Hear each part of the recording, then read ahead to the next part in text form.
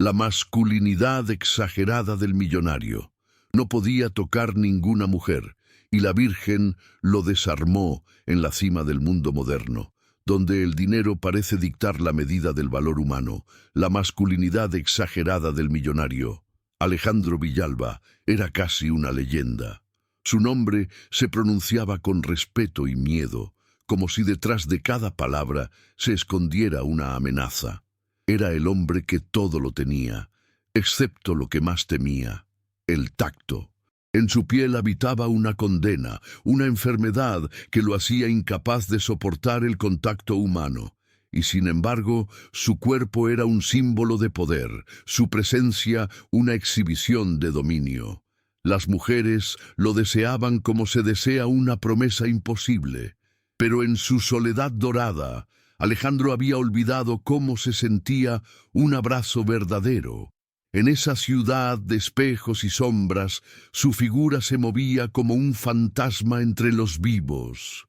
Cada paso, cada palabra, cada gesto eran un recordatorio de que el control era su única defensa.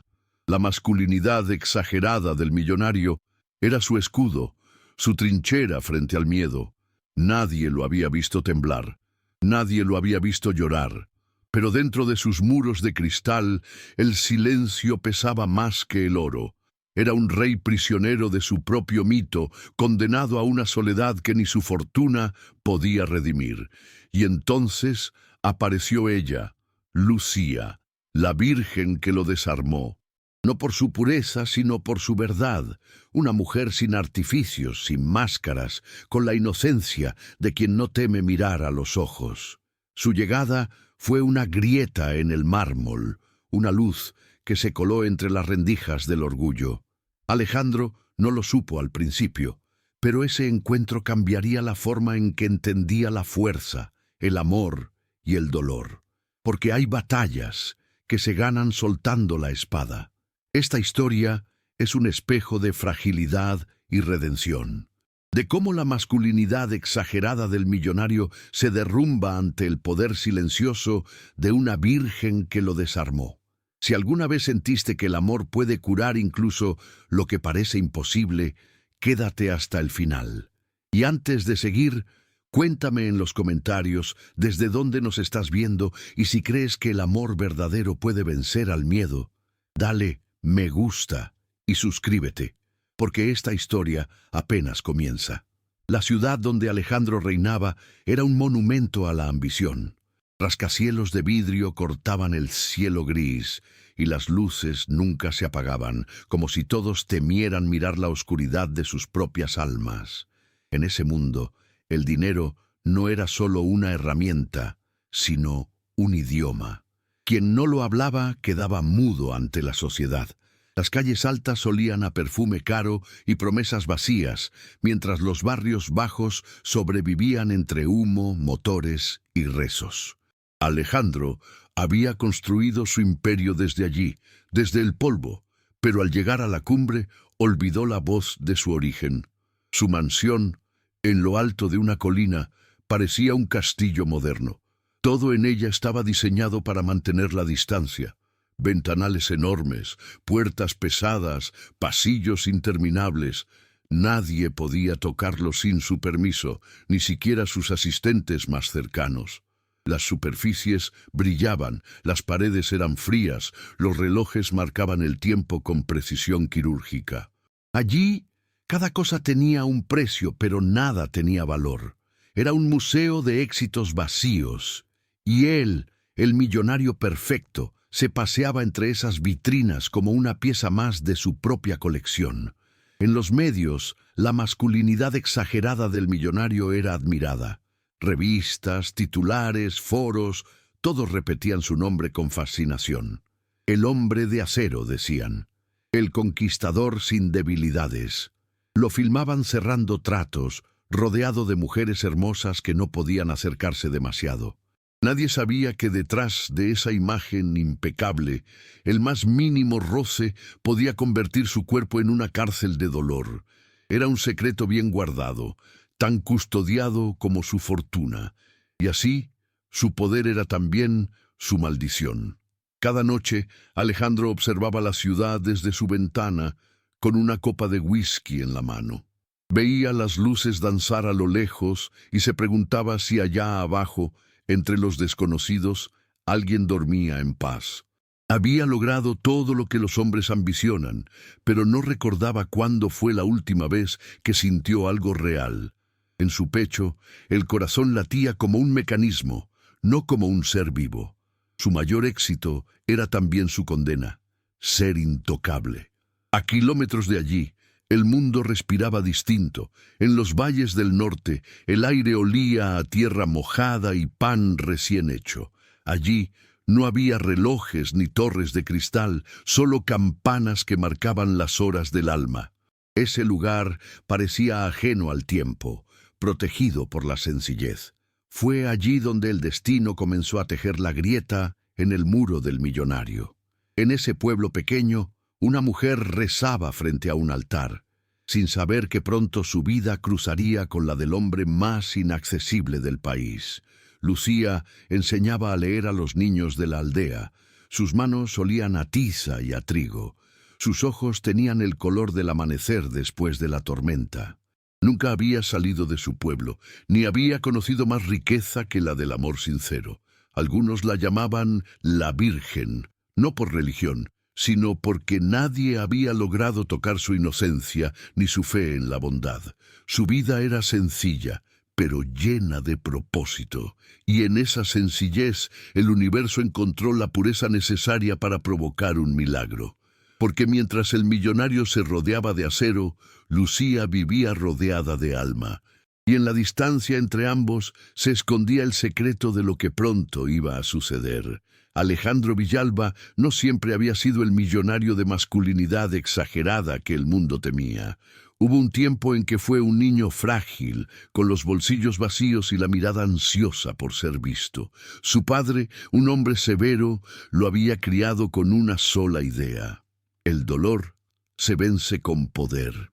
Cada lágrima reprimida, cada golpe soportado, fue transformándose en una promesa: jamás volvería a ser débil. Desde entonces, Alejandro aprendió a sustituir el amor por éxito y la ternura por control. Pero cada paso hacia la cima lo alejaba más de sí mismo, hasta que un día descubrió que no recordaba cómo se sentía abrazar. Su enfermedad apareció poco después de su primera gran traición. Una mujer, su primer amor, lo había engañado con su socio. Desde entonces, el cuerpo comenzó a reaccionar al contacto como si el tacto fuera fuego. Los médicos lo llamaron trastorno psicosomático, pero él lo vivió como una maldición. Cada vez que alguien intentaba tocarlo, su piel ardía, su respiración se cortaba, su mente gritaba. Aprendió a disimular, a mantener la distancia con elegancia, y así nació su mito, el millonario intocable. Un hombre que podía tenerlo todo, menos lo que realmente deseaba. Su rutina era un reloj sin emoción: reuniones, firmas, cócteles, aplausos. La gente lo rodeaba, pero nadie lo acompañaba. Dormía poco y soñaba menos. En el silencio de su habitación, el eco de su respiración era lo único que le recordaba que seguía vivo. Y en esos momentos, cuando la máscara caía, el miedo volvía a asomarse. ¿Qué pasaría si un día su cuerpo ya no reaccionaba por miedo, sino por vacío? Esa idea lo perseguía más que cualquier enemigo. Alejandro se construyó una versión de sí mismo que no sentía, pero que todos admiraban. La masculinidad exagerada era su refugio. No hablaba de amor, sino de poder, no de caricias, sino de conquistas. Cada palabra, cada contrato, era una forma de demostrar que nada podía quebrarlo. Pero la soledad, esa bestia silenciosa, se instaló detrás de sus hombros, esperándolo cada noche. Sabía que había perdido la capacidad de ser humano, y eso, aunque nunca lo dijera, le dolía más que cualquier contacto físico. En su oficina, rodeado de cristal y acero, guardaba una foto antigua. Él, de niño, abrazando a su madre. Era el único recuerdo que nunca mostró.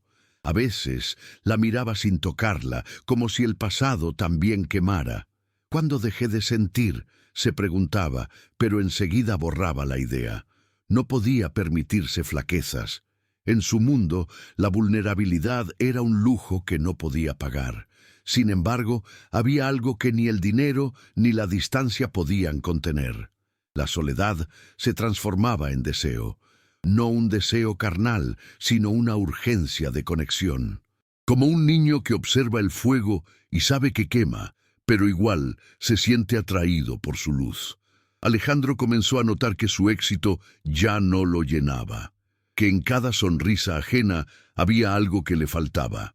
Y aunque no lo sabía aún, esa carencia era el principio de su redención.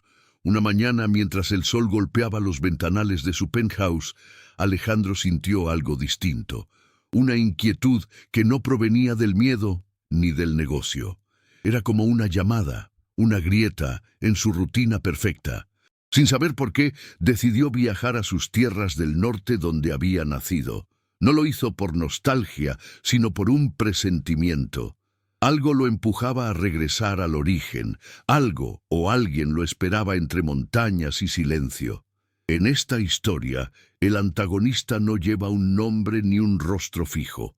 No es un enemigo de carne y hueso, sino una presencia invisible que ha moldeado la vida de Alejandro. El miedo al dolor, al rechazo, al contacto. El miedo de que su fragilidad saliera a la luz y lo despojara de su título, de su corona de acero. Ese miedo lo acompañaba como una sombra que no se aparta ni de día ni de noche. Lo susurraba en cada gesto, en cada decisión. Era el verdadero dueño de su imperio.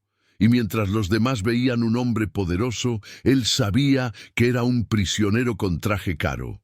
Pero el miedo tenía cómplices humanos.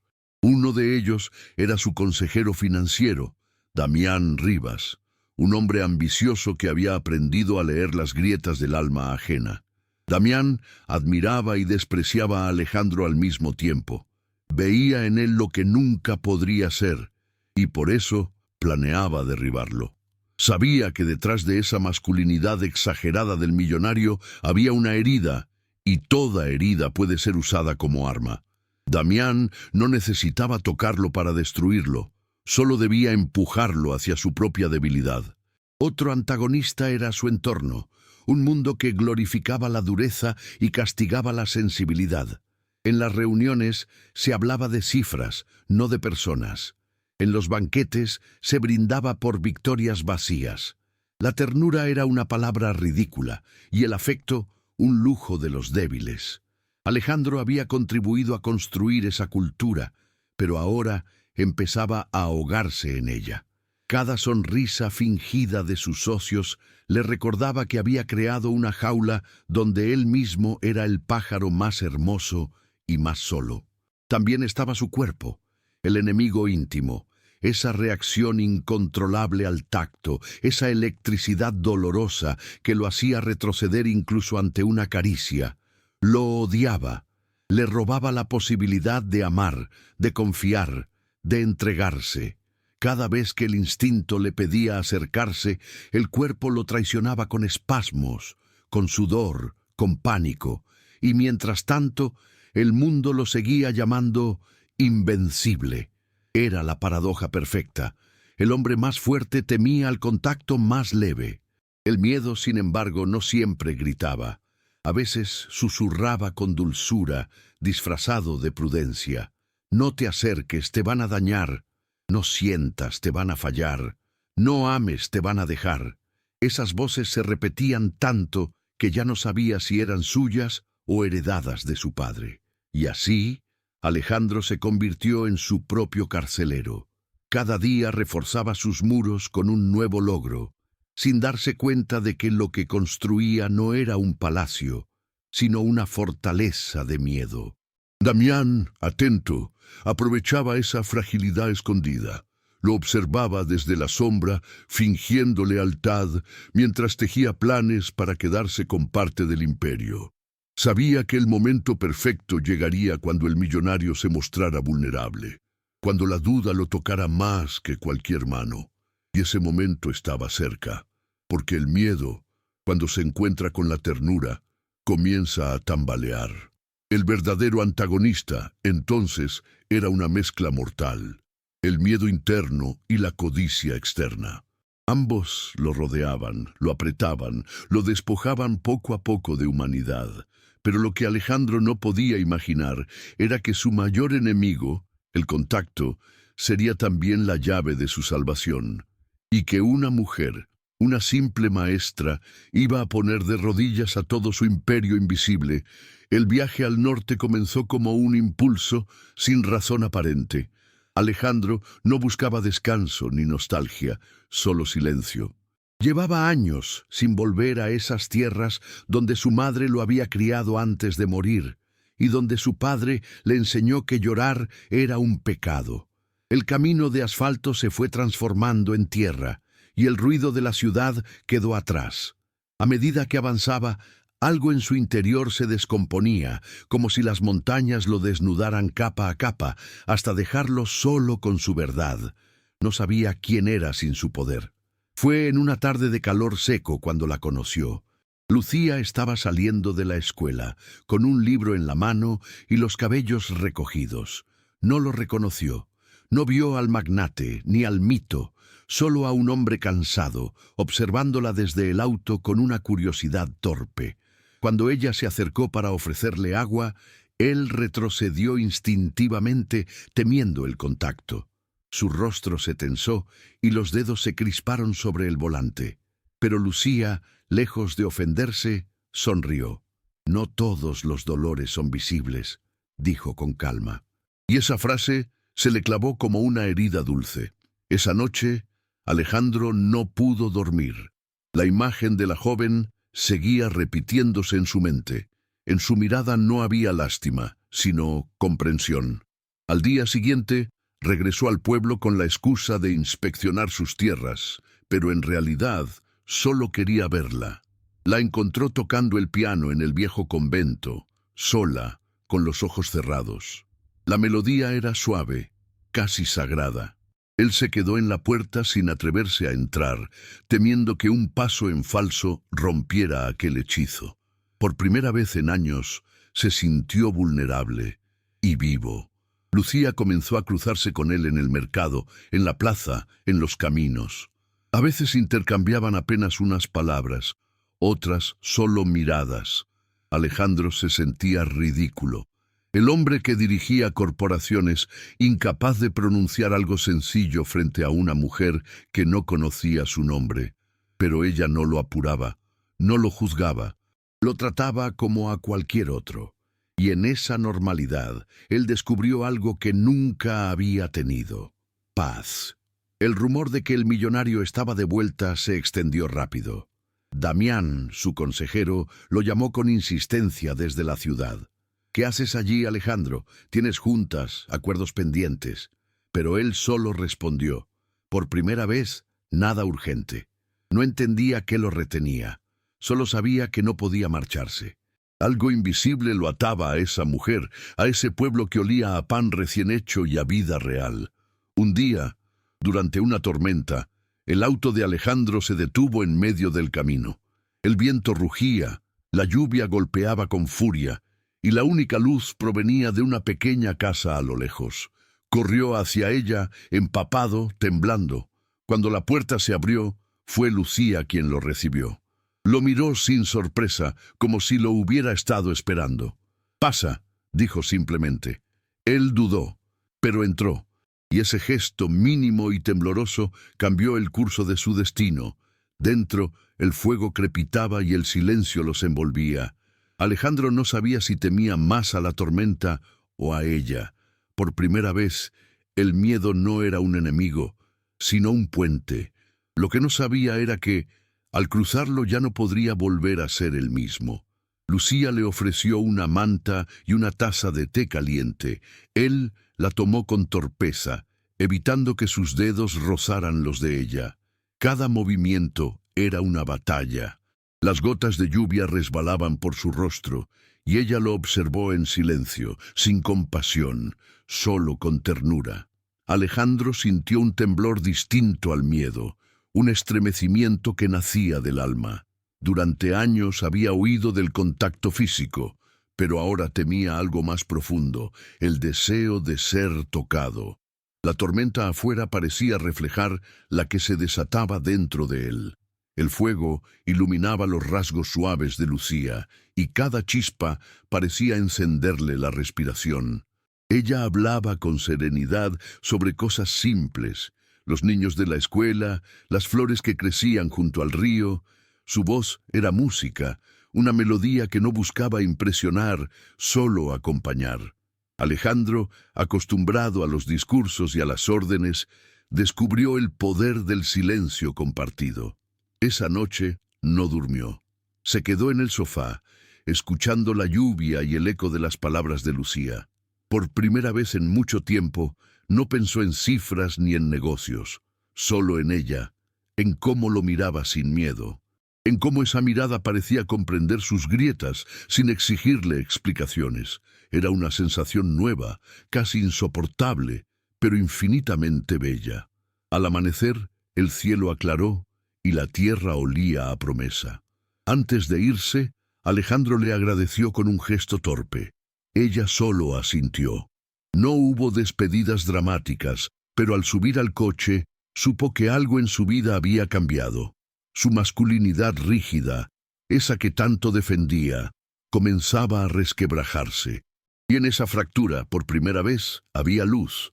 En los días siguientes buscó pretextos para volver. Decía que debía revisar documentos, que estaba supervisando obras, pero su cuerpo lo delataba. Cada tarde terminaba frente al convento, escuchando a Lucía tocar el piano. A veces ella notaba su presencia y sonreía, otras fingía no verlo. Era un juego silencioso, una danza sin contacto. Cada nota que ella tocaba le enseñaba que la fuerza no siempre grita, a veces susurra. Lucía empezó a conocerlo a través de sus silencios. Sabía cuándo estaba a punto de marcharse y cuándo necesitaba quedarse. No le preguntaba sobre su vida ni sobre su fortuna. Lo trataba como a un hombre común, y esa normalidad lo desarmaba más que cualquier confesión. En su presencia, Alejandro sentía que no tenía que ser invencible, y eso lo confundía tanto como lo liberaba. Mientras tanto, en la ciudad, Damián seguía moviendo piezas. Usaba la ausencia del millonario para convencer a la Junta de que Alejandro estaba perdiendo el control. El norte lo ha distraído, decía, se ha vuelto débil. El rumor se propagó rápido, y con él la sombra de la traición comenzó a crecer. Pero Alejandro, ajeno a todo, seguía asistiendo a ese pequeño pueblo, donde por primera vez su miedo tenía nombre y forma: Lucía. Una tarde, mientras ella enseñaba a unos niños a escribir, él la observaba desde lejos. Verla sonreír lo conmovía y lo dolía al mismo tiempo. Deseaba acercarse, tocar su mano, sentir su calor, pero cada intento se detenía a mitad del aire, como si una fuerza invisible lo sujetara. Lucía lo notó. Caminó hacia él, despacio, y dijo sin rodeos: «No te temo». Alejandro quiso responder algo, pero no pudo. Solo bajó la mirada. Aquel día, al marcharse, Lucía le dejó un papel en el bolsillo del abrigo. Era una sola frase: «El dolor no se cura huyendo de él». Esa noche, Alejandro lloró por primera vez en años. Las lágrimas le ardían, pero también lo limpiaban. Era como si cada gota le quitara una capa de hierro. En los días siguientes, algo cambió en su forma de mirar el mundo. El aire del campo le parecía más real, la gente más viva. Comenzó a hablar con los campesinos, a escuchar historias de vida que lo conmovían. Descubrió que la riqueza no siempre estaba en los números, sino en los lazos invisibles que unían a las personas. Y cada reflexión lo acercaba más a Lucía, aunque su cuerpo siguiera resistiéndose. Damián, al enterarse de su prolongada ausencia, viajó al norte. Lo encontró en la plaza, vestido sin formalidades, riendo con unos niños. «¿Qué haces?», le dijo con desprecio. Alejandro lo miró con calma. «Aprendo». Damián entendió en ese instante que lo había perdido, porque un hombre que empieza a sentir ya no es manipulable. Sin embargo, juró no permitir que esa debilidad se consolidara. Y empezó a planear su caída. Lucía, sin saberlo, se convirtió en el centro de esa batalla silenciosa. Damián la observó desde lejos y comprendió su poder. Si quería destruir al millonario, debía romper ese vínculo antes de que se hiciera irrompible. Y así, el amor comenzó a ser también un campo de guerra. Alejandro notó que algo oscuro se movía a su alrededor. Los negocios se complicaban, los socios desconfiaban y los titulares insinuaban su desequilibrio emocional. Pero en lugar de huir, esta vez decidió quedarse. «No puedo seguir viviendo con miedo», se dijo frente al espejo. Lucía lo había contagiado de una fuerza que no sabía que tenía, la valentía de sentir. Una tarde la encontró en la colina mirando el atardecer. «¿Por qué no temes?», le preguntó. Ella sonrió. «Porque el miedo no desaparece luchando contra él, sino abrazándolo». Él quiso creerlo, pero aún dudaba. Entonces Lucía extendió su mano. Alejandro la miró como quien observa un abismo. Dio un paso y se detuvo. El aire tembló entre ellos. Ella no insistió, solo dijo: «Cuando estés listo, yo también lo estaré». Esa noche, mientras el viento golpeaba las ventanas del viejo hotel donde se hospedaba, Alejandro comprendió algo. No se trataba de vencer el miedo, sino de reconocerlo, dejarlo ser parte de él sin que lo gobernara. Y en ese pensamiento nació una decisión que marcaría el principio del fin de su armadura.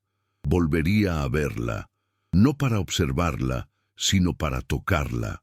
Aunque el dolor lo destruyera, aunque el cuerpo gritara, sabía que debía cruzar esa frontera para recuperar su humanidad. Y en el fondo, muy en el fondo, deseaba que fuera su mano, la de la Virgen que lo desarmó, la que lo rescatara del frío eterno. La tarde del reencuentro llegó sin aviso. El cielo estaba cubierto y el aire traía el olor metálico de la lluvia. Alejandro había pasado la noche sin dormir, decidido a romper su límite. Caminó hasta el convento con el corazón golpeándole el pecho como un tambor. Lucía lo esperaba junto al piano, con las manos sobre las teclas, como si su música hubiera convocado aquel momento. Cuando lo vio entrar, no dijo palabra. Lo miró con una ternura que lo desarmó por completo. Alejandro avanzó despacio. Cada paso era una batalla entre su razón y su deseo. El miedo gritaba, le pedía que retrocediera, pero algo más fuerte lo empujaba hacia ella. Cuando se detuvo frente al piano, Lucía levantó la mano y rozó el aire entre ambos. Él respiró hondo. Por un instante, todo se detuvo. Y entonces dio el paso que había temido toda su vida. Permitió el contacto. La punta de los dedos de Lucía rozó su piel. Y no hubo dolor, solo un calor profundo, un temblor que no hería, sino que sanaba. Las lágrimas aparecieron sin permiso. Alejandro las dejó caer. No había vergüenza, solo alivio. Todo su cuerpo temblaba, pero esta vez de emoción. Lucía no apartó la mano, simplemente lo sostuvo, y en ese gesto silencioso, toda la masculinidad exagerada del millonario se desmoronó como una torre de arena. Por primera vez, no era el hombre invencible, sino el hombre humano, y en su vulnerabilidad descubrió la verdadera fuerza. El mundo exterior desapareció. Solo existían ellos dos, el sonido de la lluvia y el fuego de esa conexión. Alejandro, entre sollozos, pronunció palabras que nunca creyó posibles. «Tengo miedo». Lucía asintió y susurró: «Yo también». Y en esa confesión compartida el miedo perdió su poder. Lo que antes era su cárcel se convirtió en puente. Era la revelación que lo liberaba de sí mismo. Pero el destino aún guardaba su última prueba. Damián irrumpió en el convento esa misma noche, empapado y furioso. Había descubierto la verdad sobre la enfermedad de Alejandro y planeaba usarla para destruirlo públicamente. «¿Este es tu secreto? ¿El gran invencible que se quiebra con un toque?», gritó con veneno. Alejandro lo miró sin responder. Durante años habría huido o se habría defendido con dinero. Pero esa noche solo dijo: «Sí, ese soy yo». Damián rió, burlón. «Entonces estás acabado». Alejandro lo miró con una calma nueva. «No, recién empiezo». Y dio un paso adelante, tocando su hombro con firmeza.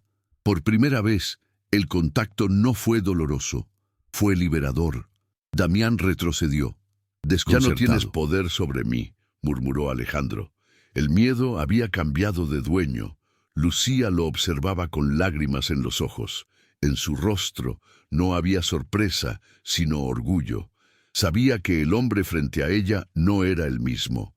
El millonario intocable había muerto, y en su lugar había nacido alguien capaz de sentir, alguien que entendía que la fuerza no está en dominar, sino en entregarse. El amanecer los encontró juntos, sentados frente al piano. El silencio era absoluto, pero dentro de él resonaban 1000 melodías. Alejandro tomó la mano de Lucía con naturalidad, sin temblores, y en ese gesto comprendió que el amor no cura destruyendo el miedo, sino abrazándolo. Desde entonces, su historia dejó de ser un secreto y se volvió una leyenda, la del hombre que descubrió que la piel no arde cuando la toca la verdad, la del millonario que encontró su redención en el roce de una virgen. Y si tú, que escuchas esta historia, ¿crees que el amor puede transformar incluso el miedo más profundo? Suscríbete y cuéntame en los comentarios. ¿A qué le temerías tú si supieras que el amor puede salvarte? Los días siguientes fueron un renacer. Alejandro, libre del miedo, empezó a reconstruir su vida desde la verdad. Cerró negocios que solo alimentaban su ego y abrió fundaciones dedicadas a la salud mental y al bienestar emocional de los trabajadores que antes ignoraba.